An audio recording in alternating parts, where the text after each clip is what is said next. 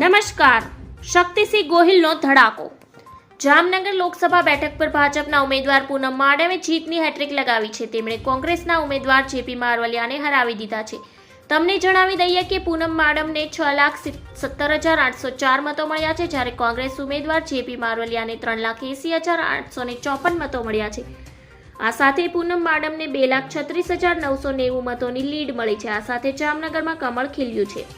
જામનગર લોકસભા બેઠકના કોંગ્રેસના ઉમેદવાર જેપી મારવલિયાને ચૂંટણી પ્રચાર માટે શક્તિસિંહ ગોહિલ જામનગર પહોંચ્યા હતા.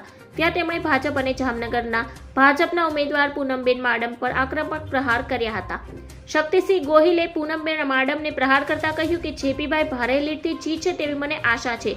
જામનગરમાં ભાજપની આ વખતે પૂનમ નથી, કાળી અમાસ છે. સાથે જ કહ્યું કે કોંગ્રેસના ઉમેદવાર જનતાના ફાળા પૈસે ચૂંટણી લડી રહ્યા છે, જ્યારે સામે કંપનીના પૈસાથી ચૂંટણી લડનારા ઉમેદવાર છે.